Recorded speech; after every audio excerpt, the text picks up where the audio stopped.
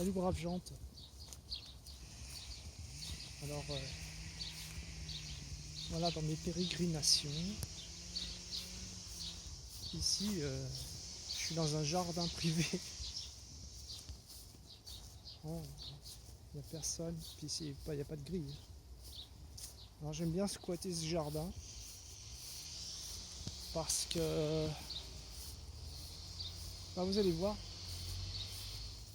en fait pourquoi. C'est le voisin qui a mis des abris pour les oiseaux, des petites niches. Puis là il y a les aires hautes, donc c'est assez sympathique. Puis bon, bah, voilà, c'est fait. Il y a des arbres fruitiers. Voilà, c'est sympa. On a des geais, on a des pinsons, on a des oiseaux un peu rares. Il a adapté la taille des niches en fait. Donc j'aime bien squatter ici en fait. Et on se chope pas des amendes de 135 € encore, ça va. Et en fait, je voulais parler du learning by doing. Alors, en fait, c'est-à-dire que ce que je suis en train de faire avec l'internet, là, c'est j'apprends au fur et à mesure. Alors, des fois, on s'énerve. Enfin, on s'énerve, c'est un grand mot. Hein, on est, comme disait l'autre, désappointé, quoi. Mais bon, ce qui est intéressant, c'est le processus d'apprentissage. Et en fait, ce qui est intéressant, en fait, il y a un anthropologue suisse qui s'appelle Jean-Dominique Michel qui parle de ça. C'est-à-dire que c'est quelqu'un qui s'est beaucoup intéressé à la conception de la santé selon différentes cultures. Et c'est beaucoup pensé d'ailleurs sur les cultures, les médecines chamanistes. Alors ça y est, bon bah, encore un type qui parle de trucs. Ah bah justement, en fait, dans son étude sur les médecines traditionnelles, Jean-Dominique Michel s'est rendu compte de pas mal de choses, c'est-à-dire par exemple justement la valeur de la relation entre le patient et puis la personne qui est censée le soigner.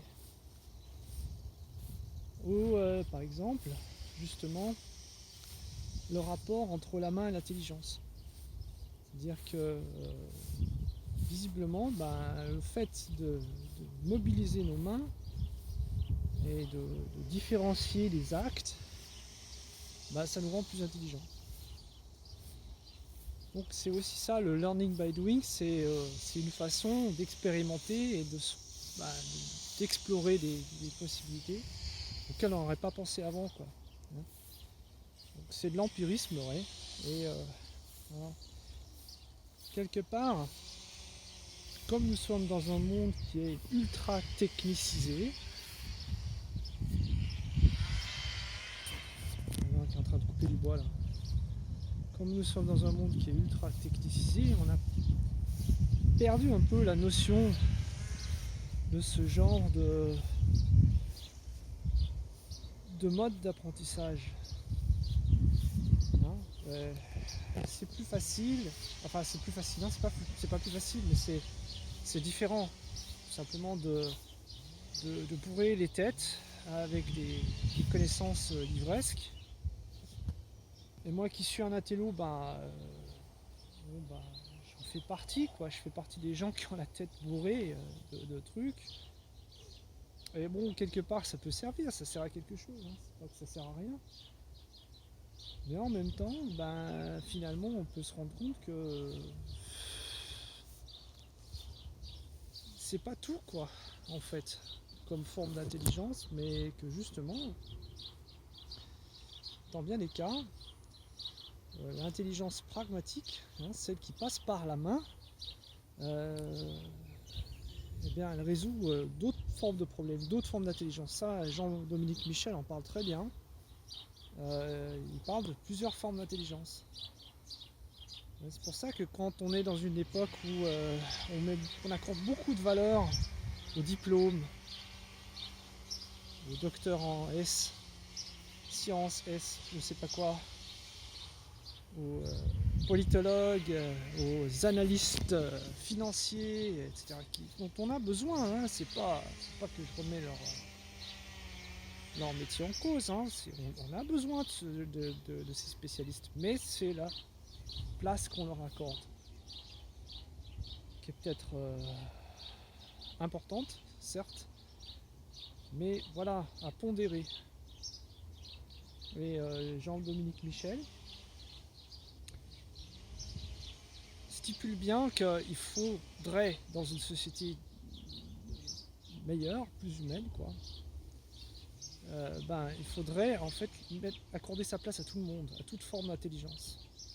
L'intelligence du maître maçon qui taille sa pierre avec voilà, le sens du volume, le sens de la dureté de la pierre, etc., par rapport au quel matériau il va utiliser, et la façon dont il va s'y prendre pour former un relief, ou l'intelligence du maître charpentier qui avec l'aide d'un crayon et puis d'un compas va te calculer un angle qui va passer pile poil pour son 4 en chiffres, etc. Des choses comme ça qui sont tout à fait pragmatiques et que les gens du métier savent faire. Et par exemple, il y a aussi une autre invalidité qui est assez largement répandue actuellement. Vous voyez, là, ils sont en train de me faire un concert. Là.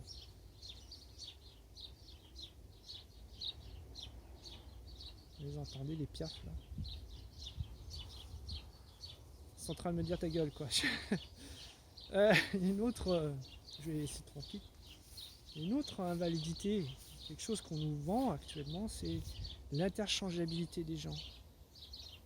Hein, récemment, pendant la réforme des retraites, ils disaient ah bah oui, bah, il n'y a qu'à se reconvertir. Alors, vous avez, je sais pas moi, 45, 50 ans, apprenez un nouveau métier. Vous n'êtes plus demandé dans votre branche, bah, vous ferez pâtissier, hein, vous ferez autre chose. Bah, c'est pas si évident que ça, vous voyez. Parce que le pâtissier, il a mis des années pour apprendre son métier. Et c'est pas une connaissance livresque, c'est une connaissance qui est faite sur le tas. Moi, je crois que, bon, en plus avec l'expérience des arts martiaux, c'est pas seulement une croyance, c'est une certitude. J'ai la certitude qu'on ne peut pas remplacer la connaissance pratique.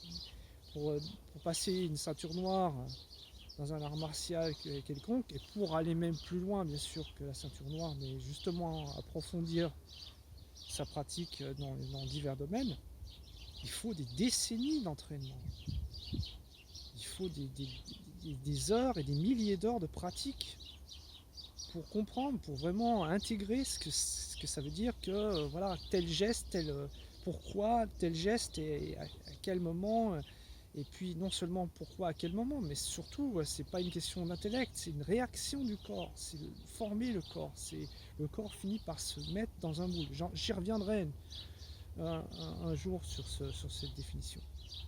Donc, vous voyez comme quoi c'est beaucoup plus complexe, et puis ça se laisse pas changer par l'interchangeabilité.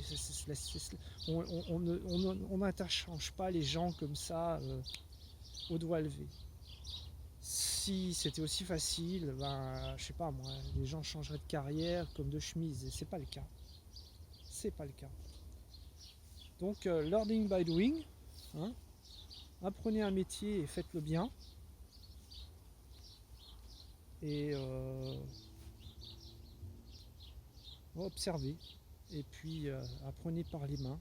Et ça vous rendra peut-être plus intelligent. Enfin moi j'en suis sûr, hein, ça vous rend plus intelligent. C'est pas qu'il faille laisser tomber les livres, mais il n'y a pas que les livres dans la vie, quoi.